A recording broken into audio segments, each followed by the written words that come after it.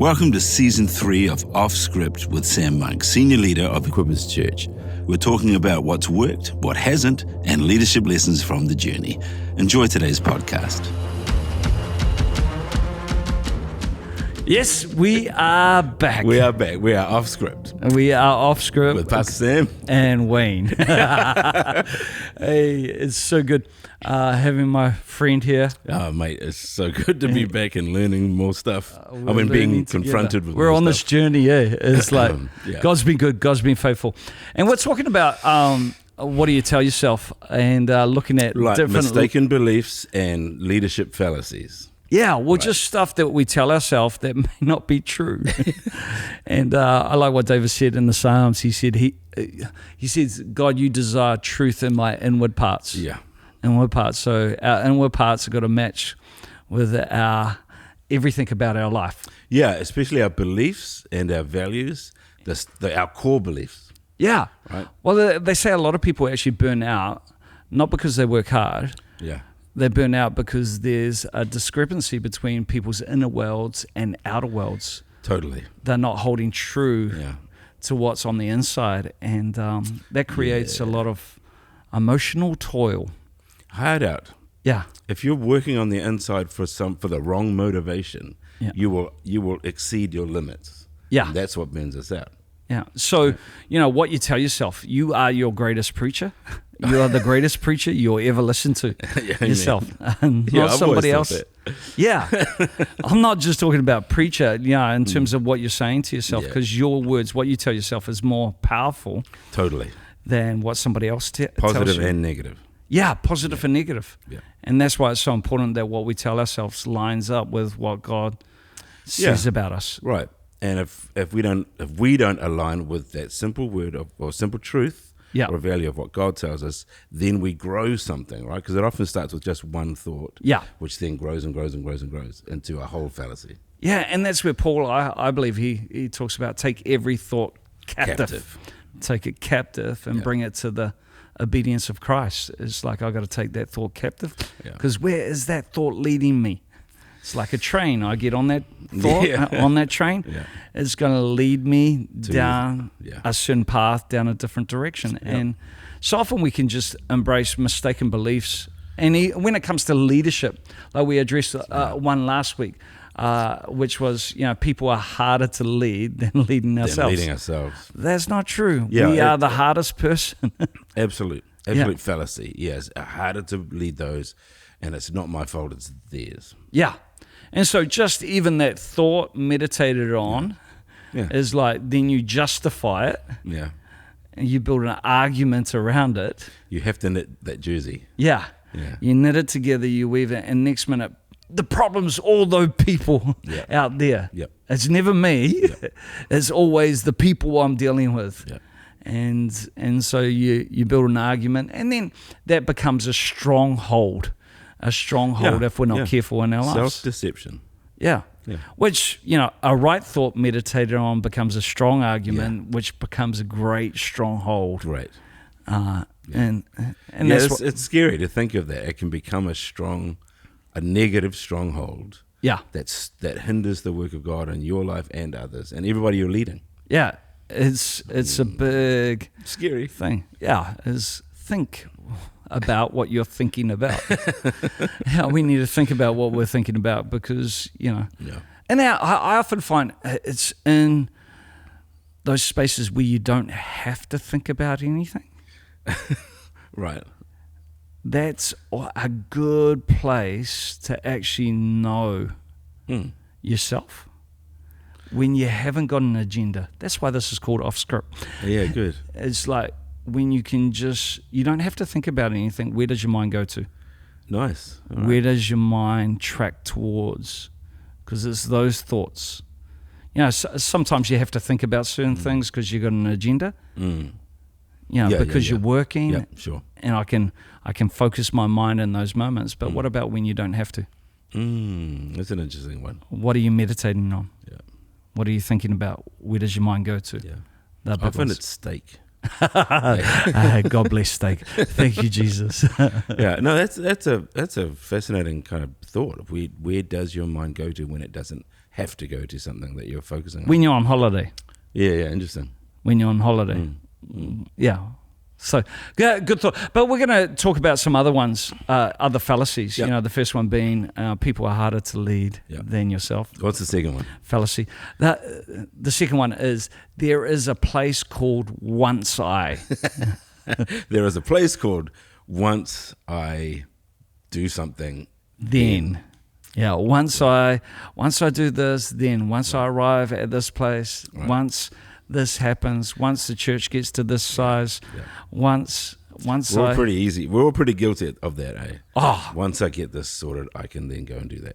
Yeah, and there's a myth that one day, someday, more will be enough. Right. Yeah, it's like more of this, and so we haven't learned the art of contentment. Oh yeah. Which is a big thing, is contentment. Paul said, I've learned the art of contentment, how to be happy, or the recipe for happiness. You know, hands full, hands empty. Right.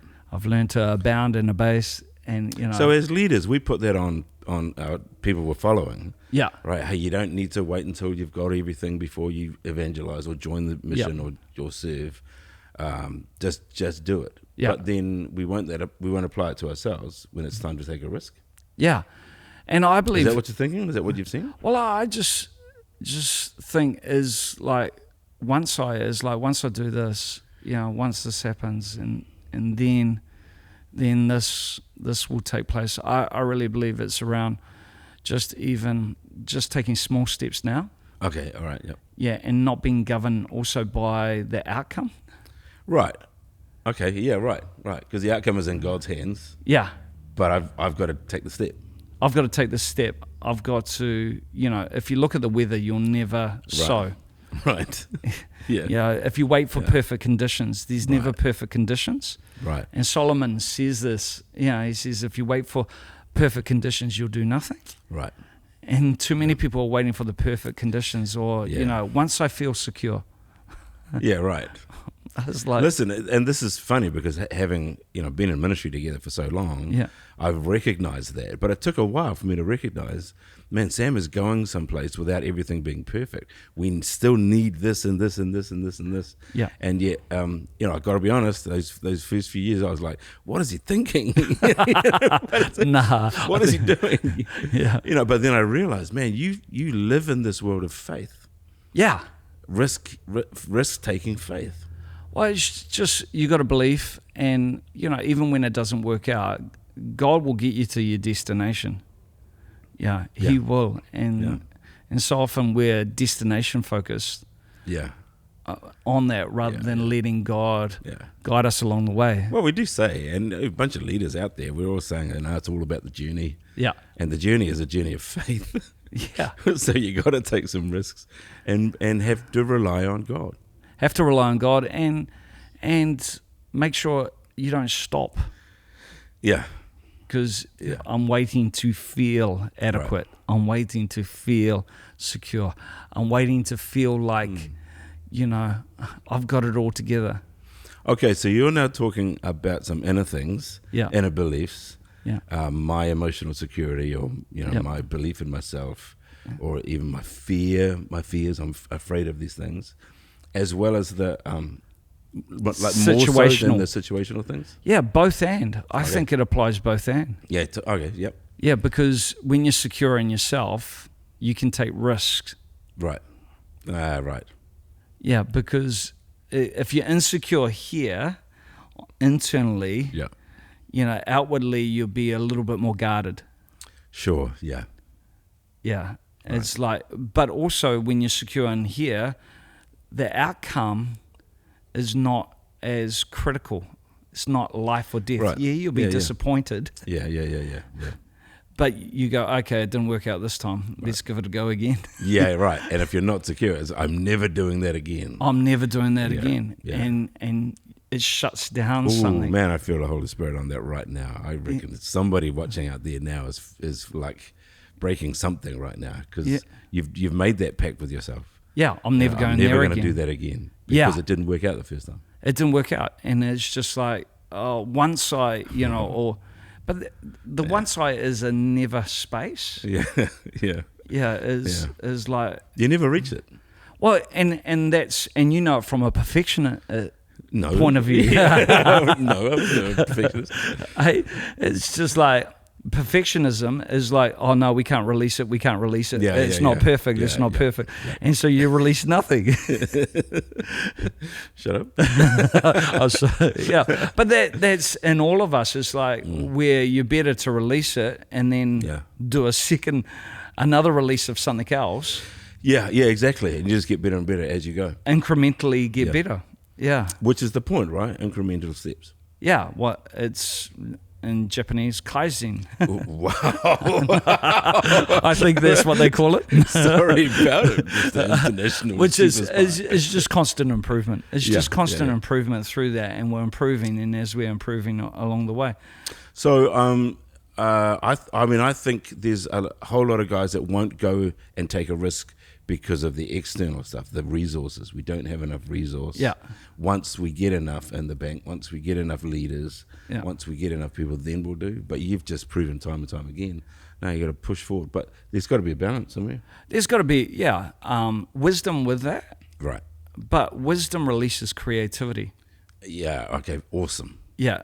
And sometimes we don't embrace lack in the way. Now, embrace it and find God in the middle of it, because throwing money at things is lazy thinking. Yeah, absolutely. It's just lazy thinking, oh, we'll just throw money at that. And it doesn't fix it. Yeah. Some of the best creativity comes from areas where there has been lack. Yeah. And it's forced you to draw on another source other than money. Yeah. And so that's where so often we're just so linear in our thinking. Yeah. And it's just like, how can we extract creativity? So yeah, that's a good. There's a a place balance, called Once I. Yeah. It's a fallacy. That's very good. Here's another one. It's different here. It's different here. And it's different for me. Nobody understands. Nobody understands my context, my thing. Yeah, and we've got to understand context, but there's some principles, especially if it's kingdom. If it's kingdom principle, it works anywhere and everywhere. Well, that's the whole context, right? It's different here, but we are looking at a whole bunch of churches around the world who are in different cultures, different nations, different languages, different, and not even just national cultures. I mean, culture of a certain community, city. Yeah. Yeah. It's different here. I've heard that so often. It's big. It's a big thing, and I believe religion only works in certain contexts. In the four walls of a building on a Sunday. Right. But if it's kingdom, it works in the marketplace. Yes. Wow. It works everywhere. Yeah. Yeah, because kingdom trumps every other. Yeah. Yeah. If it's real, kingdom stuff, it should apply in any setting. Yeah. It's like the external world is not superior to the spiritual world. Yeah, absolutely. And there's spiritual principles that apply in every setting and in every space. But we can use it. And we can use it as a justification for a lack of results. Hugely. Now, it's challenging. It's like, wow, why aren't I seeing the breakthrough that they're seeing over there? Yeah, and what's the answer you normally get back from that? Well, that's a challenge to me. Is like, why? I'm going, is there something that I'm missing? God, can you show me? Yeah. I think is a very good space rather than, it's different. Yeah. Right. If I had what they had, if I was in that setting, I'd be, it's like, come on, man. Yeah. And we get that a lot in worship. If I had your musicians. Yeah. Yeah. I'm like, well, you got to grow musicians. And they're not just going to come if your whole place is unorganized, disorganized, no vision, no enthusiasm, no building, no team. Yeah. Of course they're not going to come. But build that first, and then they'll come. Well, all those principles apply, and the danger is people look at it from just a surface level rather than actually going a little bit deeper. Okay, and even asking the question. Okay, they're getting breakthrough. I serve the same God. The same God lives in me. Yeah, right. I have the same power that raised Jesus from the dead, living in me. Yeah, but still, it takes a level of like humility to be able to, again, self-audit, like I say, look inside and go, okay, I can't just use this as an excuse. It's different. Our culture is different. Yeah. Our city is different. What do you say to people who say, hey, you can't just take, that culture that you guys have got in, say, Auckland and slap it into this culture here in another country? Yeah, in terms of what you got to ask, what do you want to build? Yeah. Because in the end, I believe when it comes to a culture as well, I've often said, I don't want to build a New Zealand church in New Zealand. Yeah, right. Because if you like the culture you come from, you can't change it. Yeah. Yeah. That's powerful. That's big. If you like the city you're in, what do you got to offer that city? Yeah, right. It's like, I don't want to build that. Yeah. We've got to go counterculture. Well, that's kingdom. That really is kingdom. Yeah, it's like countercultural. Yeah, there's a clash. Yeah. There is a clash. And I believe churches that are breaking through are often ones who just said, we're not going to accept things or justify, well, it's hard here, it's different here. Yeah. And, it's different here is a nice, justifiable reason for staying where you are, but it's not going to actually enable you to move forward. In every place that we go to with particularly praise and worship, when we say, hey, listen, we've decided that we are going to be an expressive people in praise.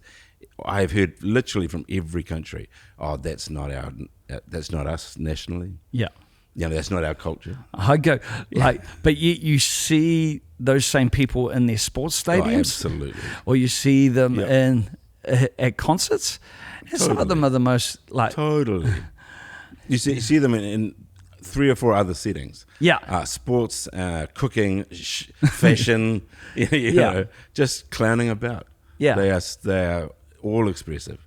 We can hype ourselves up for anything except church, apparently. Yeah. Well, again, it's just mistaken beliefs. It's just that's not us. Right. And they equate spirituality to conservative. Being conservative. Where, David... Yeah. He was not conservative in his expression by the way he danced, by the way, his writing of the Psalms. Oh, listen, it's just an organic expression to being free. Yeah. Right, let's just be natural and be normal and just do what we would do as humans once we've been free. But the big thing is, it's different. It's different. But the same God that was in Paul the Apostle is the same God in us. Yeah. He's working in multiple different countries, and we just got to... It's just like that narrative lets you off the hook.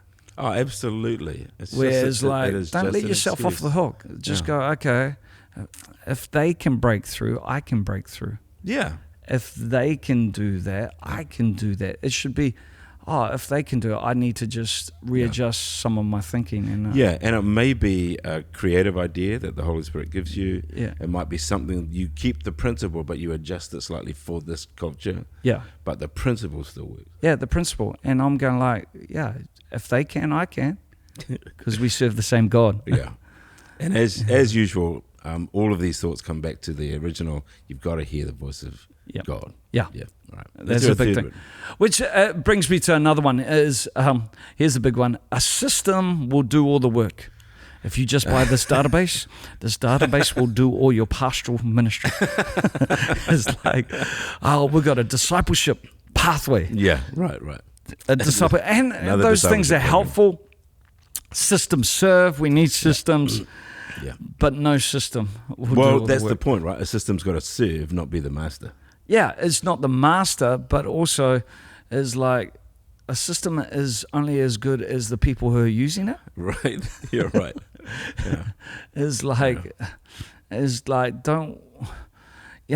system doesn't work. You got to work the system. You've got to work the system. I like that. And it's people more than anything. I've seen great churches doing great with discipleship. Yeah. But it's people who disciple people. Yeah. True. It's not programs. It's people. Yeah. And it's more about the person. Yes, we need good systems. Yes, we need good language. Right. And thank God that the church in many places has improved on all those fronts. We have better systems than we have ever had. Yeah, I don't think anybody would argue that systems are good. It's just they can't be the master. It can't do the actual ministry. It can't do the ministry. Yeah. And it's got to be about the release of people. And you think about, what we have access to today with AI. Exactly. It's scary. With the internet so scary. Jesus didn't have in his day, but it didn't stop the church growing. And we have access to more things. Our communication ability. Here we are, being able to communicate to many different people in many different places all at the same time. Yeah, but it still can't. It can't do the discipleship as in one person pouring what they know from God into someone else through the day-to-day living of life. Well, and that only happens through relationship. Yeah. It only happens through relationship, not a system. Yeah. Otherwise, you can live your life at home online and just kind of go through the system, but you're never actually meeting anybody. And you can't have any intimacy in that space. Yeah, exactly. Because it's got to be face-to-face. It's got to be heart-to-heart. There's got to be a legitimate connection. Yeah. And like so many people, if I get this system, man, the church is going to explode. Yeah. I'm going nah. A leadership fallacy. Yeah, we've got systems in place and they can help. But in the end, ministry grows when it's put in the hands of people. Yeah, right. Yeah. Welcome to Planning Center Church. Planning Center is amazing. It's amazing, but it can't do the job. It can't it can't do the event. It can't do the ministry of the event. It can organize it.